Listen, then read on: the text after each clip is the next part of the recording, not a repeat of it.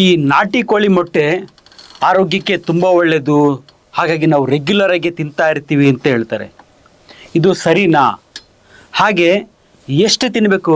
ಈ ನಾಟಿ ಕೋಳಿ ಮೊಟ್ಟೆ ತಿಂದರೂ ಕೂಡ ಎಷ್ಟು ತಿನ್ನಬೇಕು? ಡೈಲಿ ತಿನ್ನಬೇಕಾ? ಡೈಲಿ ತಿಂದರೂ ಕೂಡ ಪ್ರತಿದಿನ ಎಷ್ಟು ತಿನ್ನಬೇಕು ಅಂತಕ್ಕಂಥ ಪ್ರಶ್ನೆ. ಅದ್ರ ಜೊತೆಗೆ ಇನ್ನೂ ಕೆಲವರು ಹೇಳ್ತಾರೆ, ಸರ್ ನಾವು ಹಸಿ ಮೊಟ್ಟೆನ ಕುಡಿತೀವಿ, ಒಳ್ಳೇದು ಅಂತ ಹೇಳ್ಬಿಟ್ಟು ಹಸಿ ಮೊಟ್ಟೆನ ಕುಡಿತೀವಿ, ಬೇಯಿಸ್ಕೊಂಡು ಉಪಯೋಗಿಸಲ್ಲ ಅಂತ ಹೇಳ್ತಾರೆ. ಹಾಗಾದರೆ ಇದರಲ್ಲಿ ಯಾವುದು ಸರಿ ಯಾವುದು ತಪ್ಪು ಅಂತ ನೋಡೋಣಂತೆ. ಈ ನಾಟಿ ಕೋಳಿ ಮೊಟ್ಟೆ ಅಂತಂದರೆ ಈ ನ್ಯಾಚುರಲ್ ಆಗಿ ಬ್ರೀಡ್ ಆಗಿರ್ತಕ್ಕಂಥ ಕೋಳಿ. ಅದ್ರ ಜೊತೆಗೆ ಏನಂದರೆ ಈ ಓಪನ್ ಸ್ಪೇಸಲ್ಲಿ ಫ್ರೀಯಾಗಿ ಓಡಾಡಿಕೊಂಡು ತನ್ನ ಆಹಾರವನ್ನು ತಾನೇ ಹುಡುಕೊಂಡು ತಿಂತಕ್ಕಂಥದ್ದು. ಆಹಾರ ಅಂತಂದರೆ ಓಪನ್ ಸ್ಪೇಸಲ್ಲಿ ಹೊಲಗಳಲ್ಲೆಲ್ಲ ಬಿಟ್ಟಾಗ ಏನು ತಿನ್ನುತ್ತೆ? ಕ್ರಿಮಿಕೀಟಗಳನ್ನು, ಕಾಳುಗಳನ್ನು, ಕಡ್ಡಿ ಕಸ ಇಂಥದ್ದೆಲ್ಲ ತಿಂತಕ್ಕಂಥದ್ದು, ಸೊಪ್ಪನ್ನು, ಗಿಡಗಳಲ್ಲಿರ್ತಕ್ಕಂಥ ಸೊಪ್ಪನ್ನು ಇಂಥದ್ದನ್ನೆಲ್ಲ ತಿಂದು ತಾನಾಗೆ ಓಡಾಡಿಕೊಂಡು ಸ್ವಚ್ಛಂದವಾಗಿ ಓಡಾಡಿಕೊಂಡು ಬೆಳೀತಕ್ಕಂಥ ನ್ಯಾಚುರಲ್ಲಾಗಿ ಬ್ರೀಡ್ ಆಗಿರ್ತಕ್ಕಂಥ ಒಂದು ಕೋಳಿಯಿಂದ ಬರ್ತಕ್ಕಂಥ ಮೊಟ್ಟೆನ ಈ ಒಂದು ನಾಟಿ ಕೋಳಿ ಮೊಟ್ಟೆ ಅಂತ ಕರಿತೀವಿ. ಸರಿ, ಆಗಿದ್ರೆ ಇನ್ನೊಂದು ಸಿಗ್ತಕ್ಕಂಥದ್ದು ಏನು? ಫಾರಮ್ ಕೋಳಿ ಮೊಟ್ಟೆ. ಸರಿ, ಫಾರಮ್ ಕೋಳಿ ಮೊಟ್ಟೆ ಅಂತಂದರೆ ಈ ಫಾರಮ್ ಕೋಳಿ ನ್ಯಾಚುರಲ್ ಆಗಿ ಬ್ರೀಡ್ ಆಗಿರಲ್ಲ, ಆರ್ಟಿಫಿಷಿಯಲ್ ಆಗಿ ಬ್ರೀಡ್ ಮಾಡಿರ್ತಾರೆ. ಇದನ್ನು ಓಪನ್ ಸ್ಪೇಸ್ ಇರಲ್ಲ, ಇದಕ್ಕೆ ರೆಸ್ಟ್ರಿಕ್ಟೆಡ್ ಏರಿಯಾದಲ್ಲಿ ಮೂವ್ಮೆಂಟ್ ಇಲ್ಲದೇ ಬೆಳೀತಕ್ಕಂಥ ಒಂದು ಕೋಳಿ. ಹಾಗೂ ಇದರ ಆಹಾರನ ಅದು ಡಿಸೈಡ್ ಮಾಡಲ್ಲ, ನಾವು ಡಿಸೈಡ್ ಮಾಡಿಬಿಟ್ಟು ಅದಕ್ಕೆ ಆಹಾರವನ್ನು ಫೀಡ್ ಮಾಡ್ತಾ ಇರ್ತೀವಿ. ನ್ಯಾಚುರಲ್ ಫುಡ್ ಇರಲ್ಲ, ನ್ಯಾಚುರಲಾಗಿ ಓಡಾಡ್ಕೊಂಡಿರಲ್ಲ, ಆಮೇಲೆ ನ್ಯಾಚುರಲ್ ಆಗಿ ಬ್ರೀಡ್ ಆಗಿರಲ್ಲ ಅಂಥ ಒಂದು ಕೋಳಿಯಿಂದ ಬರ್ತಕ್ಕಂಥ ಮೊಟ್ಟೆನ ಫಾರಮ್ ಕೋಳಿ ಮೊಟ್ಟೆ ಅಂತ ಕರಿತೀವಿ. ಸರಿ, ಇವೆರಡರ ಮಧ್ಯೆ ಏನಾದರೂ ವ್ಯತ್ಯಾಸ ಇದೆಯಾ? ಕೆಲವರು ಹೇಳ್ತಾರೆ ಇಲ್ಲ, ಎರಡೂ ಸೇಮು, ಅದನ್ನು ಉಪಯೋಗಿಸಿ ಇದನ್ನು ಉಪಯೋಗಿಸ್ಬೋದು, ಏನು ತೊಂದರೆ ಇಲ್ಲ, ಎಲ್ಲ ಪ್ರೋಟೀನ್ ಅಂಶ ಸೇಮ್ ಇರುತ್ತೆ ಅಂತ ಹೇಳ್ತಾರೆ. ಆದರೆ ಇದು ಸುಳ್ಳು. ಎರಡರಲ್ಲೂ ಕೂಡ ಡಿಫ್ರೆನ್ಸ್ ಇದೆ. ಈ ಡಿಫ್ರೆನ್ಸ್ ಏನು ಅಂತ ನೋಡೋಣಂತೆ. ಸೊ ಮೊದಲನೇದಾಗಿ ಒಂದು ಸೈಡು ಈ ನಾಟಿ ಕೋಳಿ ಮೊಟ್ಟೆನ ತೊಗೊಳ್ಳೋಣಂತೆ.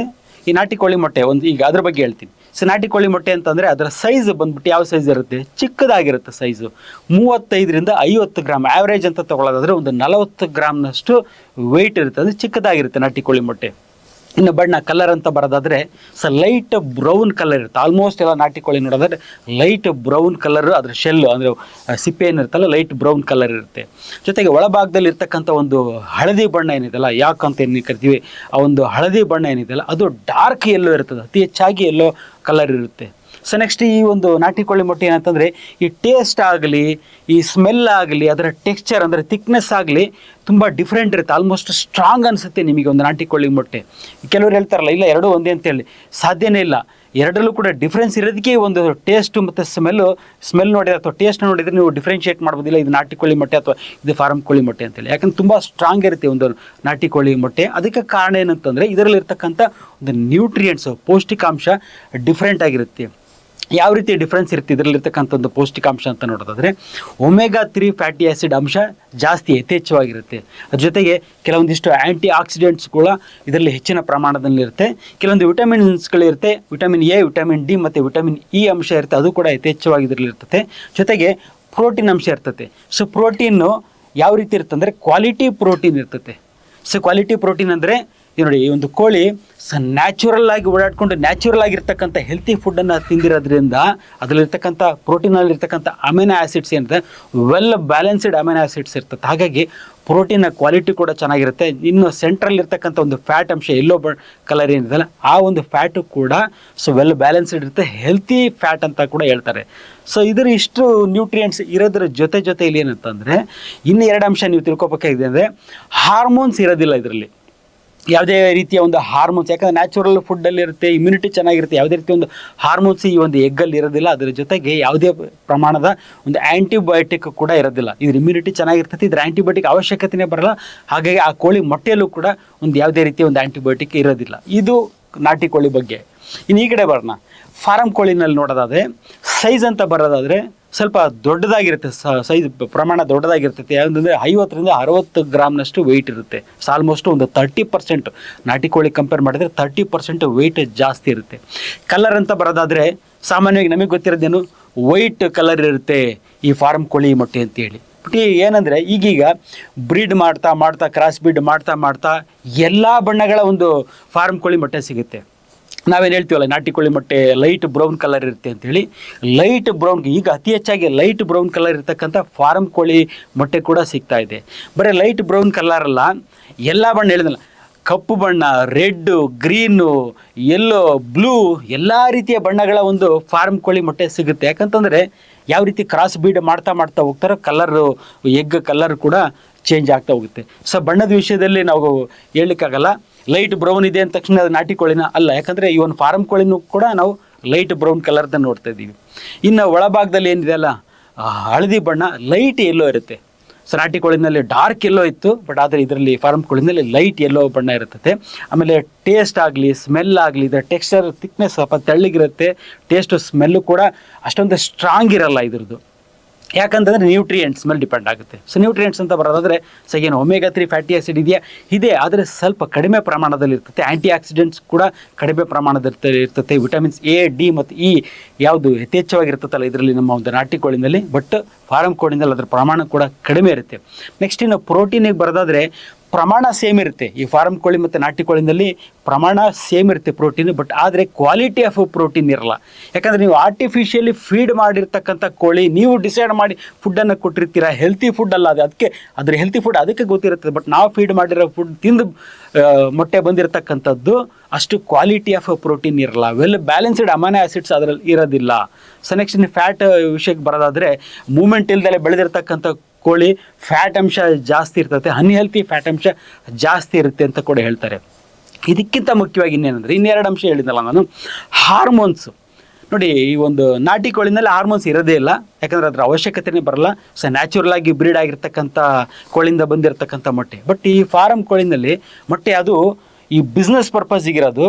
ರೆಗ್ಯುಲರಾಗಿ ನಮಗೆ ಡೈಲಿ ಮೊಟ್ಟೆ ಬರಲೇಬೇಕು, ವರ್ಷ ಇಡೀ ಅದು ಮೊಟ್ಟೆ ಇಡ್ತಾನೆ ಇರಬೇಕು, ಡೈಲಿ ಇಡ್ತಾ ಇರಬೇಕು ಅನ್ನೋ ಒಂದು ಪರ್ಪಸ್ಸಿಗೆ ಅದಕ್ಕೆ ಹಾರ್ಮೋನ್ಸನ್ನು, ಕೆಲವು ಕಡೆ ಹಾರ್ಮೋನ್ಸನ್ನು ಫೀಡ್ ಮಾಡ್ತಕ್ಕಂಥ ಕೆಲಸ ಮಾಡ್ತಾರೆ. ಯಾವಾಗ ಹಾರ್ಮೋನ್ಸ್ ಫೀಡ್ ಮಾಡ್ತೀವೋ ಮೊಟ್ಟೆನಲ್ಲೂ ಕೂಡ ಒಂದು ಹಾರ್ಮೋನ್ಸ್ ಬರುತ್ತೆ. ಅದ್ರ ಜೊತೆಗೆ 100% ಪ್ರತಿಯೊಂದು ಫಾರಮ್ ಕೋಳಿಗೂ ಕೂಡ ಆ್ಯಂಟಿಬಯೋಟಿಕ್ ಯೂಸ್ ಮಾಡೇ ಮಾಡ್ತಾರೆ. ಯಾಕೆ ಯೂಸ್ ಮಾಡ್ತಾರೆ ಅಂತಂದರೆ, ಈ ಒಂದು ಫಾರಮ್ ಕೋಳಿಗೆ ಇಮ್ಯುನಿಟಿ ಲೆವೆಲು ರಿಸ್ಟ್ರಿಕ್ಟೆಡ್ ಏರಿಯಾದಲ್ಲಿ ಬೆಳೀತದೆ, ಅನ್ಹೆಲ್ತಿ ಫುಡ್ ತೊಗೊಂಡು ಬೆಳೀತಾ ಇರೋದ್ರಿಂದ ಅದರ ಇಮ್ಯುನಿಟಿ ಲೆವೆಲ್ ಕಮ್ಮಿ ಇರ್ತದೆ. ಯಾವಾಗ ಇಮ್ಯುನಿಟಿ ಕಡಿಮೆ ಇರ್ತದೋ ಫ್ರೀಕ್ವೆಂಟಾಗಿ ಪದೇ ಅದರಲ್ಲಿ ಇನ್ಫೆಕ್ಷನ್ ಆಗಿ ಕೋಳಿ ಸಾಯ್ತಕ್ಕಂಥದ್ದು ಹೆಚ್ಚು. ಹಾಗಾಗಿ ಅದು ಸಾಯಬಾರ್ದು, ಅದಾಗಬಾರ್ದು ಅಂತ, ಇನ್ಫೆಕ್ಷನ್ ಆಗಬಾರ್ದು ಅಂತ ಏನು ಮಾಡ್ತಾರೆ, ರೆಗ್ಯುಲರಾಗಿ ಆ್ಯಂಟಿಬಯೋಟಿಕನ್ನು ಕೋಳಿಗೆ ಫೀಡ್ ಮಾಡ್ತಾರೆ. ಹಾಗಾಗಿ 100% ಈ ಫಾರಮ್ ಕೋಳಿಗಳಲ್ಲಿ ಯಾವುದಾದ್ರೂ ಒಂದು ಆ್ಯಂಟಿಬಯೋಟಿಕ್ ಫಾರ್ಮು ಅದರಲ್ಲಿ ಇದ್ದೇ ಇರುತ್ತೆ. ನಾಟಿ ಕೋಳಿನಲ್ಲಿ ಈ ಒಂದು ಆ್ಯಂಟಿಬಯೋಟಿಕ್ಕು ಇರೋದಿಲ್ಲ, ಒಂದು ಹಾರ್ಮೋನ್ಸ್ ಕೂಡ ಇರೋದಿಲ್ಲ. ಬಟ್ ಫಾರಮ್ ಕೋಳಿನಲ್ಲಿ ನ್ಯೂಟ್ರಿಯೆಂಟ್ ಪ್ರಮಾಣ ಕಡಿಮೆ ಇರುತ್ತೆ, quality of protein, quality of fat ಕೂಡ ಅಷ್ಟಾಗಿ ಹೆಲ್ತಿಯಾಗಿರೋದಿಲ್ಲ. ಸೊ ಜೊತೆಗೆ ಒಂದು ಹಾರ್ಮೋನ್ಸು ಮತ್ತು ಆ್ಯಂಟಿಬಯೋಟಿಕ್ಕು ಈ ಫಾರಮ್ ಕೋಳಿ ಮೊಟ್ಟೆನಲ್ಲಿ ಇರುತ್ತೆ. ಸರಿ ಸರ್, ಇಷ್ಟು ಹೇಳಿದ ಮೇಲೆ ಫಿಕ್ಸ್ ಅದು ಈ ನಾಟಿ ಕೋಳಿ ಒಳ್ಳೆಯದು. ಸೊ ನಾಟಿ ಕೋಳಿನಲ್ಲಿ ಒಳ್ಳೆ ಹೆಲ್ತಿ ಫುಡ್ ಇದೆ, ಸರಿ ಓಕೆ ಒಪ್ಕೊತೀವಿ ಅದನ್ನು. ಬಟ್ ಆದರೆ ಎಲ್ಲಿ ಸಿಗುತ್ತೆ ಈ ನಾಟಿ ಕೋಳಿ ಮೊಟ್ಟೆ? ಇಲ್ಲ ಸರ್, ಶಾಪಲ್ಲಿ ಮಾರ್ತಾರೆ, ನಾಟಿ ಕೋಳಿ ಮೊಟ್ಟೆ ಅಂತ ಮಾರ್ತಾರೆ. ಸುಳ್ಳದು. ಶಾಪಲ್ಲಿ ಮಾರ್ತಕ್ಕಂಥದ್ದು ಲೈಟ್ ಬ್ರೌನ್ ಆಗಿರ್ತಕ್ಕಂಥ ಈ ಒಂದು ಫಾರಮ್ ಕೋಳಿ ಮೊಟ್ಟೆಯನ್ನು ಚಿಕ್ಕ ಸೈಜನ್ನು ಆರಿಸಿಬಿಟ್ಟು 99% ಶಾಪ್ಗಳಲ್ಲಿ ಆಲ್ಮೋಸ್ಟ್ ಇವರು ಫಾರಮ್ ಕೋಳಿ ಮೊಟ್ಟೆನ ನಾಟಿ ಕೋಳಿ ಮೊಟ್ಟೆ ಅಂತೇಳಿ ಸುಳ್ಳು ಹೇಳಿ ಜಾಸ್ತಿ, ಯಾಕಂದ್ರೆ ಜಾಸ್ತಿ ಪ್ರೈಸ್ ಕೊಟ್ಟು ತೊಗೊಂತಾರೆ, 10, 15, 20 ರೂಪಾಯಿ ಕೊಟ್ಟೆಲ್ಲ ತೊಗೊಂತಾರೆ. ಇದಂದರೆ 2 ರೂಪಾಯಿ, 3 ರೂಪಾಯಿ, 4 ರೂಪಾಯಿಗೆ ಸಿಗ್ತದೆ ಮೊಟ್ಟೆ. 4-5 ಪಟ್ಟು ರೇಟ್ ಜಾಸ್ತಿ ಅಂತ ಹೇಳ್ಬಿಟ್ಟು ಫಾರಮ್ ಕೋಳಿ ಮೊಟ್ಟೆನೇ ನಾಟಿ ಕೋಳಿ ಮೊಟ್ಟೆ ಅಂತೇಳಿ ಶಾಪ್ಗಳಲ್ಲಿ, ಅನೇಕ ಶಾಪ್ಗಳಲ್ಲಿ ಮಾಡ್ತಾರೆ. ಇಲ್ಲ ಸರ್, ನಾವು ಹಳ್ಳಿಯಿಂದ ತರಿಸ್ತೀವಿ, ಹಳ್ಳಿಯಿಂದ ಯಾರು ತಂದು ಕೊಡ್ತಾರೆ ಈ ನಾಟಿ ಕೋಳಿ ಮೊಟ್ಟೆ ಅಂತ ಹೇಳ್ಬಿಟ್ಟು. ಹಳ್ಳಿನಲ್ಲೂ ಕೂಡ ನೋಡಿದ್ದೀನಿ, ಹಳ್ಳಿನಲ್ಲೂ ಕೂಡ ಕೇಳಿದ್ದೀನಿ.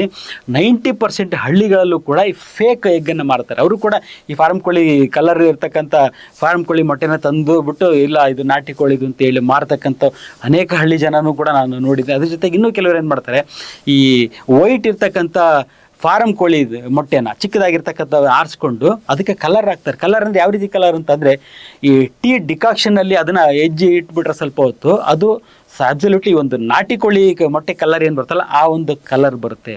ಸೊ ಹಾಗಾಗಿ ನೀವು ನಾಟಿ ಕೋಳಿ ಮೊಟ್ಟೆ ಅಂತ ಏನು ತಿಂತಿರಲ್ಲ ಅದರಲ್ಲಿ 90% ಫೇಕ್ ಇರುತ್ತೆ. ಫಾರ್ಮ್ ಕೋಳಿ ಮೊಟ್ಟೆನೇ ನಾಟಿ ಕೋಳಿ ಅಂತ ಹೇಳ್ಬಿಟ್ಟು ಜಾಸ್ತಿ ಪ್ರೈಸಲ್ಲಿ ಮಾರ್ತಾ ಇರ್ತಾರೆ. ಸೊ ಅದಕ್ಕೆ ನನ್ನ ಒಂದು ಅಡ್ವೈಸ್ ಏನಂತಂದರೆ, ಈಗ ಅದು ನಾಟಿ ಕೋಳಿ ಅಂತ ಹುಡ್ಕೊಂಡು ಹೋಗೋದು ಹಾಗೆ ಮಾಡೋದಕ್ಕಿಂತ ಬೆಸ್ಟ್ ಅಂತಂದರೆ ಈ ಕೋಳಿ ಮೊಟ್ಟೆಯ ತಿನ್ನೋದನ್ನು ಅದರ ಪ್ರಮಾಣವನ್ನು ಕಡಿಮೆ ಮಾಡಬೇಕು. ತಿನ್ನಬೇಡಿ ಅಂತ ನಾನು ಹೇಳ್ತಾ ಇಲ್ಲ, ಅದರ ಪ್ರಮಾಣವನ್ನು ಕಡಿಮೆ ಮಾಡಿ, ರೆಡ್ಯೂಸ್ ಮಾಡಿ. ಯಾವ ಮಟ್ಟಿಗೆ ರೆಡ್ಯೂಸ್ ಮಾಡಿ ಅಂತಂದರೆ, ವಾರಕ್ಕೆ 1 ಸಲ ಮಾತ್ರ ಈ ಮೊಟ್ಟೆಯನ್ನು ಉಪಯೋಗಿಸ್ತಕ್ಕಂಥ ಕೆಲಸ ಮಾಡಬೇಕು. ಸರಿ ಸರ್, ವಾರಕ್ಕೆ 1 ಸಲ, ಯಾವತ್ತೋ ಒಂದು ಸಂಡೇ ತಿಂತೀನಿ, ಒಂದು 10 ಮೊಟ್ಟೆ ತಿನ್ಬೋದಾ? ಹಾಗೆ ತಿನ್ನೋಂಗಿಲ್ಲ.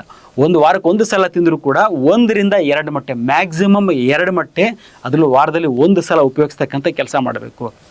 ಸರಿ, ಅದ್ರ ಜೊತೆಗೆ ಇನ್ನೊಂದು ಪ್ರಶ್ನೆ ಇದೆಯಲ್ಲ, ಈ ಹಸಿ ಮೊಟ್ಟೆ ಒಳ್ಳೇದು ಅಂತ ಹೇಳ್ಬಿಟ್ಟು ನಾವು ಬೆಳಿಗ್ಗೆದ್ದು ಹಸಿ ಮೊಟ್ಟೆನೇ ಕುಡಿದು ಬಿಡ್ತೀವಿ.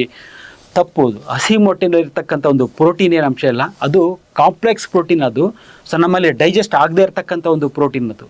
ಸೊ ಅದನ್ನು ಬೇಯಿಸಿದಾಗ ಮಾತ್ರ ಅದು ಸಿಂಪ್ಲರ್ ಫಾರ್ಮ್ ಅಂದರೆ ಅಬ್ಸಾರ್ಪ್ಷನ್ ಫಾರ್ಮಿಗೆ ಕನ್ವರ್ಟ್ ಆಗುತ್ತೆ. ಹಸಿ ಕೋಳಿ ಮೊಟ್ಟೆಯನ್ನು ನೀವು ಕುಡಿದ್ರೆ ಅದರಲ್ಲಿರ್ತಕ್ಕಂಥ ಪ್ರೋಟೀನ್ ಅಂಶ ನಮ್ಮ ದೇಹನ ಸೇರೋದಿಲ್ಲ. ಹಾಗಾಗಿ ಅದನ್ನು ಬೇಯಿಸ್ಕೊಂಡು ತಿಂತಕ್ಕಂಥ ಕೆಲಸ ಮಾಡಬೇಕು. ಸರಿ ಸರ್, ನೀವು ಮೊಟ್ಟೆ ಜಾಸ್ತಿ ಬೇಡ ಅಂತೀರಾ, ಅಪರೂಪಕ್ಕೆ ಯಾವಾಗಾರ ಒಂದ್ಸಲ ತಿನ್ನಿ, ಅದು 1 ಅಥವಾ 2 ತಿನ್ನಿ ಅಂತ. ಹಾಗಾದರೆ ನಮಗೆ ಪ್ರೋಟೀನ್ ಹೆಂಗೆ ಸಿಗಬೇಕು? ನಮಗೆ ಅದರಲ್ಲೂ ಕೂಡ ನಾವು ವರ್ಕೌಟ್ ಮಾಡ್ತೀವಿ, ಮಸಲ್ ಬಿಲ್ಡ್ ಮಾಡ್ತೀವಿ, ನಿಮಗೆ ಪ್ರೋಟೀನ್ ಬೇಕಲ್ಲ ಅಂತ ಹೇಳ್ತಾರೆ. ನೋಡಿ, 1 ಕಪ್ ರೈಸು, ಇನ್ನೊಂದು ಕಪ್ಪು ಬೇಳೆ ಇರ್ತಕ್ಕಂಥ ಬೇಳೆ ಸಾಂಬಾರು, ಇವೆರಡನ್ನ ನೀವು ತಿಂದರೆ, 1 ಕಪ್ ರೈಸು 1 ಕಪ್ ಬೇಳೆ ಸಾಂಬಾರು, ಇವೆರಡನ್ನ ತಿಂದರೆ 2 ಕೋಳಿ ಮೊಟ್ಟೆಲಿ ಇರ್ತಕ್ಕಂಥ ಪ್ರೋಟೀನ್ ಅಂಶ ನಿಮಗೆ ಸಿಗುತ್ತೆ. 2 ಕೋಳಿ ಮೊಟ್ಟೆ ತಿನ್ನೋದಕ್ಕೆ ಸಮ ಇದು. 1 ಕಪ್ ರೈಸು 1 ಕಪ್ ಬೇಳೆ ಇರ್ತಕ್ಕಂಥ ಒಂದು ಬೇಳೆ ಸಾಂಬಾರು. ಅಷ್ಟೇ ಅಲ್ಲ, ಪ್ರೋಟೀನು ಎಲ್ಲ ಅಮಿನೋ ಆಸಿಡ್ಸ್ ಇರ್ತಕ್ಕಂಥ ಪ್ರೋಟೀನ್ ಸಿಗುತ್ತೆ ಆ ಒಂದು ರೈಸು ಮತ್ತು ಬೇಳೆನಲ್ಲಿ. ಅದರ ಜೊತೆಗೆ ನಮಗೇನು ಸಿಗುತ್ತೆ? ವಿಟಮಿನ್ ಸಿಗುತ್ತೆ, ಮಿನರಲ್ಸ್ ಸಿಗುತ್ತೆ, ಜೊತೆಗೆ ಫೈಬರ್ ಅಂಶ ಕೂಡ ಸಿಗುತ್ತೆ. ಆ ರೀತಿ ನೋಡೋದಾದರೆ ನೀವು 2 ಮೊಟ್ಟೆ ತಿನ್ನೋದಕ್ಕಿಂತ 1 ಕಪ್ ರೈಸು 1 ಕಪ್ ಬೇಳೆ ಸಾಂಬಾರನ್ನು ಉಪಯೋಗಿಸೋದೇ ಅತಿ ಹೆಚ್ಚು ಹೆಲ್ತನ್ನು ನಮಗೆ ನೀಡುತ್ತೆ. ಅದಕ್ಕೆ ನನ್ನ ಅಡ್ವೈಸ್ ಅಂತಂದರೆ, ನಿಮ್ಗೆ ಅಭ್ಯಾಸ ಇದೆ, ನಿಮ್ಗೆ ಇಷ್ಟ ಇದೆ, ಟೇಸ್ಟ್ಗೋಸ್ಕರ ತಿನ್ನಿ. ಮೊಟ್ಟೆನ ತಿಂತಕ್ಕಂಥದ್ದು ಬಾಯಿ ರುಚಿಗೆ ಅಂತೇಳಿ ನಾವು ಬೇಯಿಸ್ಕೊಂಡು ತಿಂತಕ್ಕಂಥದ್ದು ಅಥವಾ ಆಮ್ಲೆಟ್ ಮಾಡಿ ತಿಂತಕ್ಕಂಥದ್ದು ಬಾಯಿ ರುಚಿಗೆ ಅಂತ ತಿನ್ನಬೇಕು ಹೊರತು ನಮಗೆ ಆರೋಗ್ಯ ಕೊಡುತ್ತೆ, ಯಾರೋ ಹೇಳ್ಬಿಟ್ಟಿದ್ದಾರೆ ಅದರಲ್ಲಿ ಪ್ರೋಟೀನ್ ಸಿಗುತ್ತೆ, ಅದರಲ್ಲಿ ಒಳ್ಳೆ ವಿಟಮಿನ್ಸ್ ಸಿಗುತ್ತೆ ಅಂತ ತಿಂತಕ್ಕಂಥದ್ದು ತಪ್ಪು. ನಗ್ನಾಗ್ತಾ ಇರಿ, ಆರೋಗ್ಯವಾಗಿರಿ. ನಮಸ್ಕಾರ.